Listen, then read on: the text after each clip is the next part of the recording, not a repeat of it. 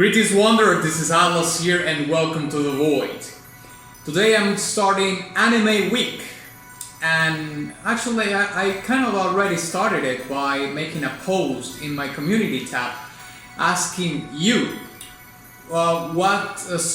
which theme I should do from any anime you liked.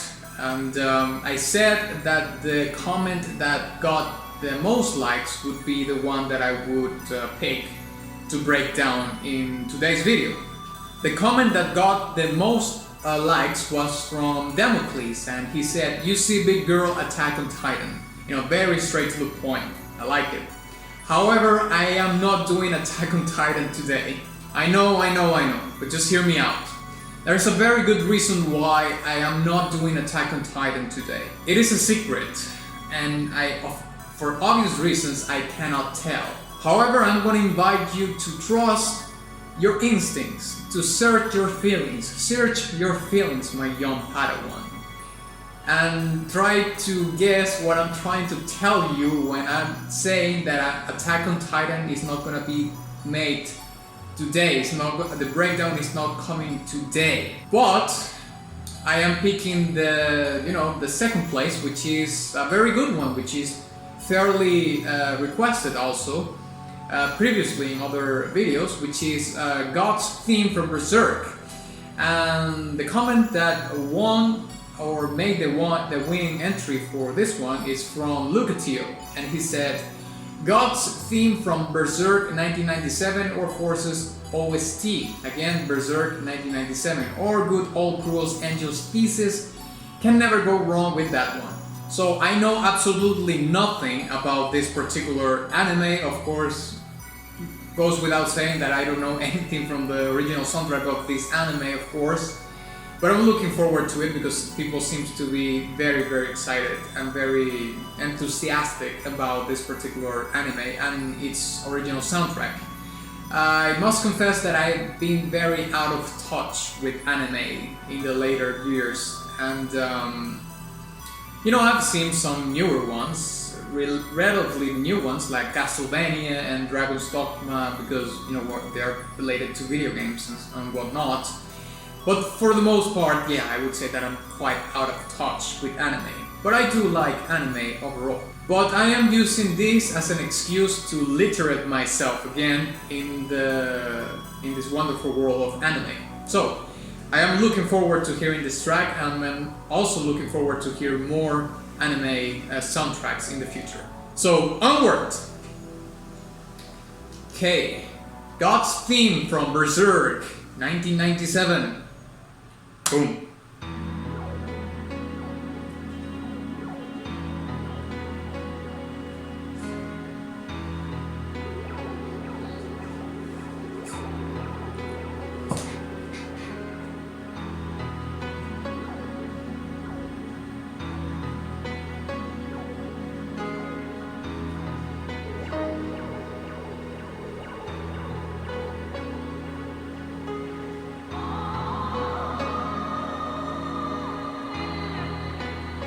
The intro reminds me a little bit of ZELDA's Ocarina of Time intro.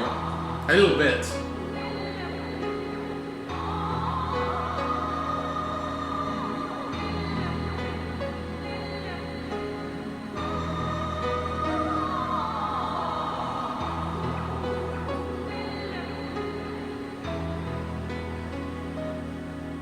Very interesting vocal arrangement.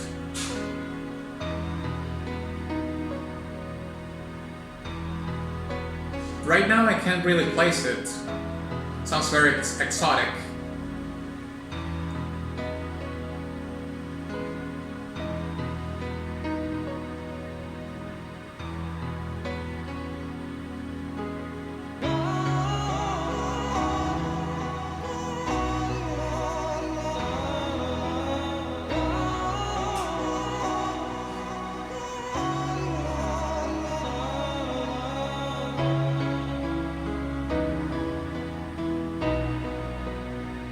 Gave me goosebumps.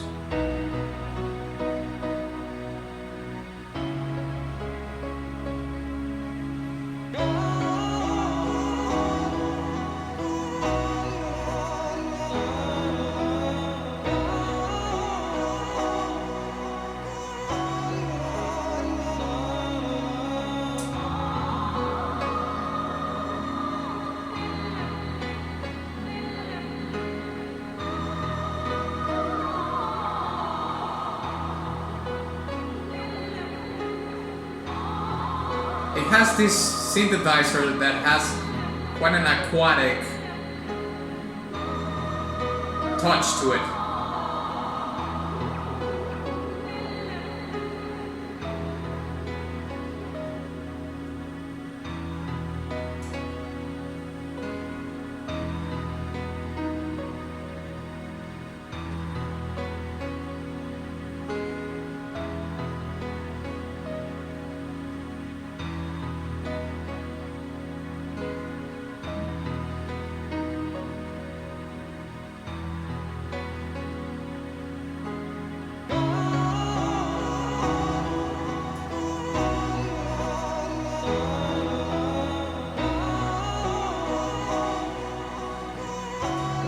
So good.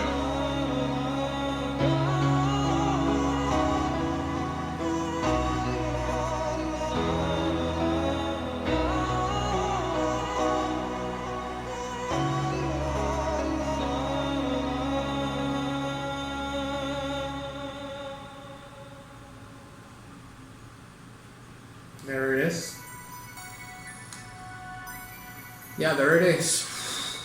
Ooh, I've been missing out hard.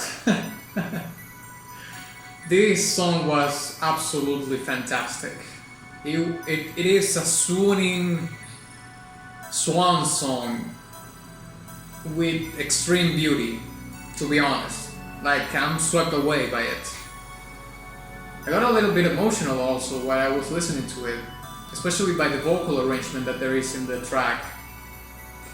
But you know what? I'm just going to try to compose myself a little bit and try to arrange all the things that I want to say about this track, because we're going to be talking about some things that I think I haven't touched before in previous breakdowns that I've done, which is how hard it is to compose a song that repeats the same thing and that thing not being exhausting. You have to be it has to be an extremely good composition for you to be able to do that kind of thing, and I do believe that God's thing has that. But I'm gonna go further into that premise in the breakdown, and also I'm gonna talk about the presence of the elements in the music when we hear it. Elements being fire, wind, water, so on and so forth. There's earth, that's the fourth element. Or there's a fifth element, if you know what it is. But traditionally we have four elements. So we're going to be talking about the elements and how you can identify them in the music. So let's break it down.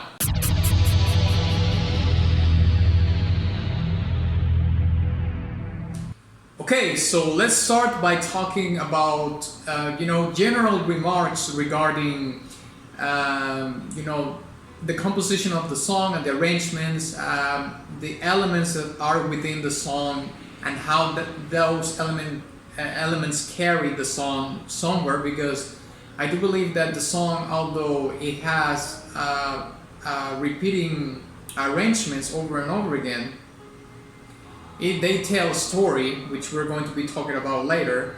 But now I just want to talk about some general remarks, and then we're going to be talking or diving more into the specifics of the song.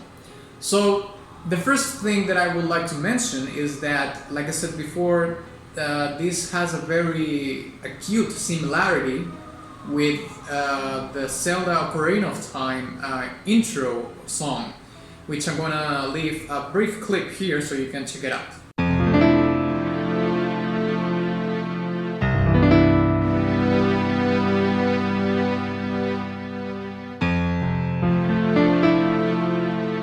So that helps me in my creative process, to sort of digest and understand the music a little bit more.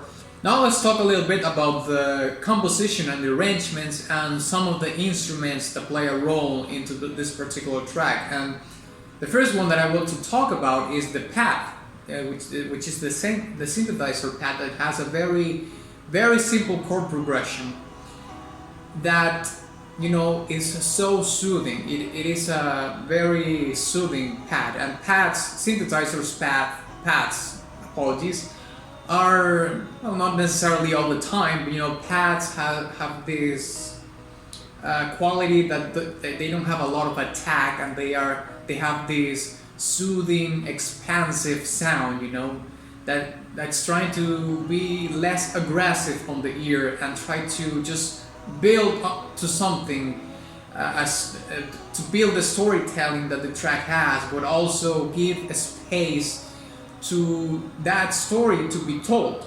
So the present, that very, I wouldn't say even inconspicuous, because you can hear it very clearly, but the pad is certainly a baseline element that contributes to the storytelling of the track being delivered the way it should be delivered. Another thing that I loved, and I talked about this in previous videos, is that one of my favorite instruments is the piano. And you can hear at the beginning these piano arpeggios played, and then there's a very modest variation on that, where the piano starts playing chords to sort of accentuate or emphasize the melody, and the variation of it gives you like the tiny little bit of evolution in the track, let's say, for you not to get let's say exhausted by the repetition of the track. Although I'm going to mention something in regards to that later, but maybe the composer decided to make that arrangement in the piano so it would be a little bit more rich, a little bit more lush in that regard, and not let the, let's say, the awesomeness of the already composed parts get stale at any point to any kind of listener. So to me, to be honest, like the first part was perfect, and I was perfectly fine if he wanted to repeat that chord progression in the past with this arpeggiated chord in the piano, but the composer decided just to spice it up a little bit and add these different variations and these chords that accentuate and emphasize the melody on the song, just to make it more interesting, and don't let it stale too much, or don't rely too much on the fact that the arrangement was already too awesome or something like that. Now let's talk a little bit about the vocals, because although the pads or the pad, because I think it's only a pad, there's no layering of pads here, I think there's only one. Might be wrong, but that's kind of what I heard. And the piano, of course, was amazing. I think that the vocals are the particular instrument, because remember, vocals are an instrument also, that gave the track the finishing touch. Like when any famous painter does a masterpiece, there's something else that he needs to do to finish that canvas, that painting. And to me, in this particular track, what that final thing, I can't remember the name of that thing. We're just gonna put it here in case I find it. But that thing to me was the vocals, and I said that I couldn't place the vocals anywhere because they sound very exotic to me, in the sense that I can't really pinpoint a place where they, you could say, geographically belong. But I don't think that is a bad thing. I actually think that is a very good thing, because the vocals, to me, having that quality and that kind of cosmopolitan kind of touch to it, where you can't really, it's like the vocals are from everywhere but at the same time from nowhere, makes the song even more unique and gives it a more out of the box sort of sound.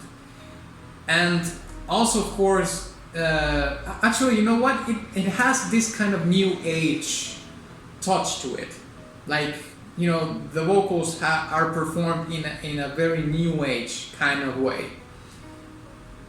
But even though it is that is the case, I still think that it sounds very exotic and cosmopolitan in that sense.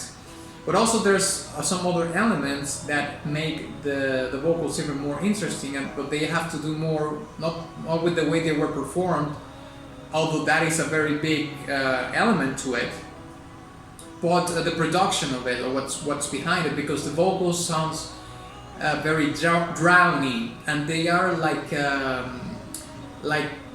a drippling, waning moon, you know, when you hear the sound of it. And the vocals is the thing that actually made me think that this was kind of a swan song. And those particular effects that you can hear imbued in the vocals, but not only in the vocals, but overall in the track, are certainly going to make a point on the elements section of this breakdown, which I'm going to be talking later.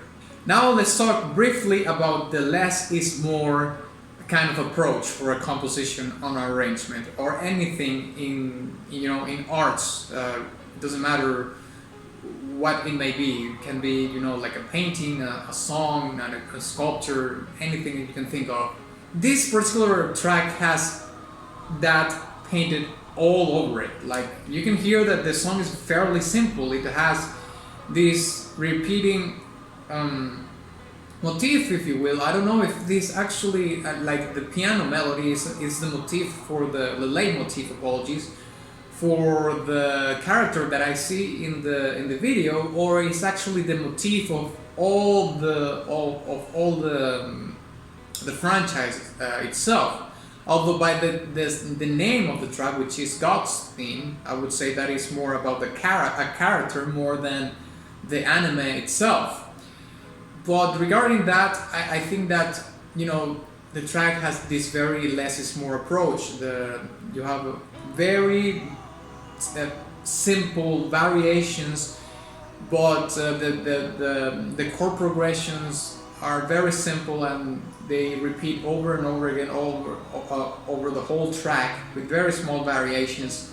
And the same goes with the melody and the piano, and the vocals also repeat themselves. So you have this less is more approach, but at the same time it's like that's what the song needed. And of course, speaking of less is more, you have this fine line of repetition.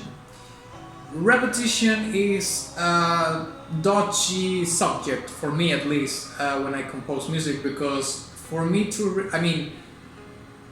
I've been writing music for since 2004 or something like that, and it has been in very few occasions that I've found myself liking a song that I composed myself, that I was able to repeat something in specific over and over again because I thought it was so incredibly good, or it was so good for me, like, man, this is awesome, like I just want to hear it over and over again.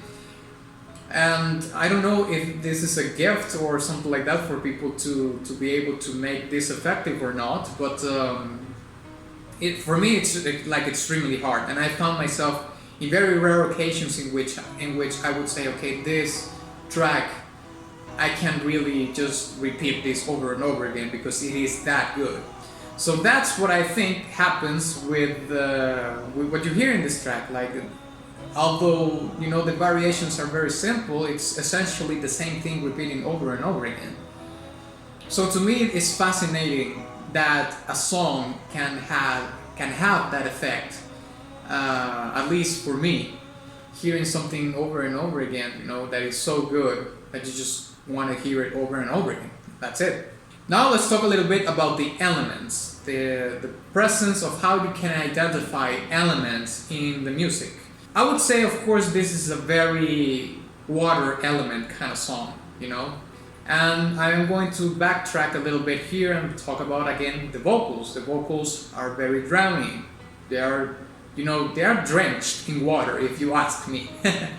Especially, but all the song, especially there's another synthesizer that there is in the song that has this kind of ping pong effect value as a production, that it has this water quality. It has this aquatic touch all over it. And the track itself has this aquatic touch all over it by, you know, the effects that you hear, the delay, or it might have a little bit of chorus in there too. That makes the track have this aquatic touch to it. Like I can't find a better word to say it. But I'm gonna make a contrast here, for example, to kind of you know, make kind of a spectrum of things here. And you know, this song is very aquatic to me. Of course, you can hear very aquatic songs in other video games. Apologies, in video games also. I know this is from anime. Apologies. You know, Donkey Kong has a super famous and incredible aquatic theme.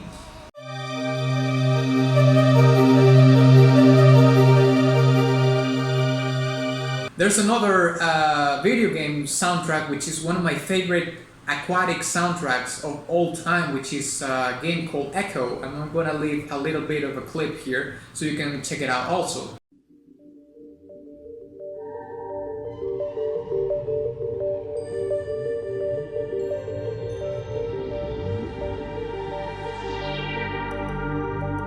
So you can hear that they sound very aquatic. They have this very cavernous. Is that a word? Like it's a cavern, right? That's a word, I believe. Cavernous. I'm gonna go with it.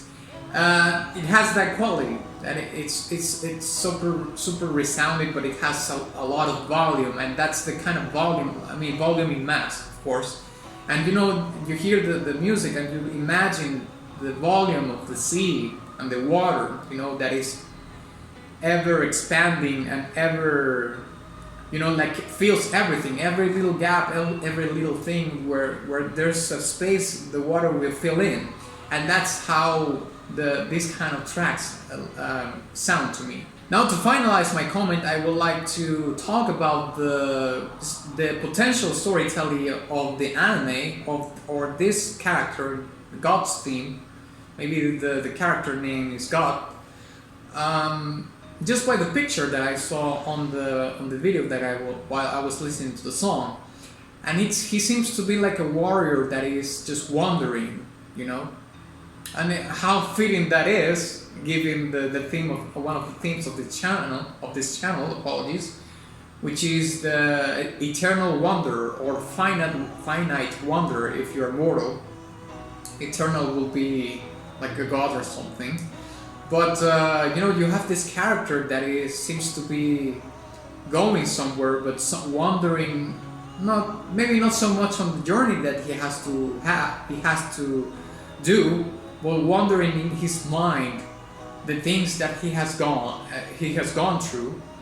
Apologies, the thing that he has been through, and the things he's about to experience in his journey. So it's a wandering of the mind, and you can see by his posture that it's not something that he relishes too much. Like he seems to be like in a very dodgy situation, you know, like he has a huge weight on his shoulders regarding either his responsibility in this universe or the things that has happened in his life, you know, his past life experiences. So he's going somewhere with all these thoughts and all these, maybe even regrets, who knows, about things of his past. But nevertheless, although he has gone through all that, he's just carrying on on this path towards maybe a mission that he has, with the weight of those thoughts tormenting him. What's going to happen to me when I arrive there, or what's going to happen to me in regards of my life journey, you know? From this point on, I remember all these things in the past. How can I carry my journey with all these things that are still in my mind, that are not leaving me at peace? And that's how the Swansong comes in. The element of the Swansong, it's like the finishing touch that I'm leaving for this breakdown. It's like the story of a character that has this Swansong, which is the end of his journey. So yeah, I think this was a fantastic track, amazing. I loved everything about it, so I'm gonna give it a diamond badge for sure. I am looking forward to hear more from this particular anime soundtrack. Hopefully I can check it. I can check the anime too, given that now it's my excuse to kind of literate myself in the matter. So thank you very much for watching this video. If you enjoyed it, please give it a like and share it with your friends.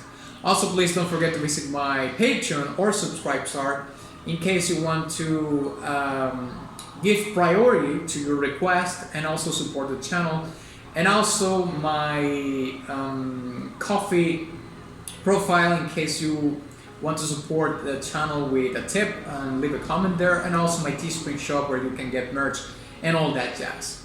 And of course, ex nihilo nihil fit.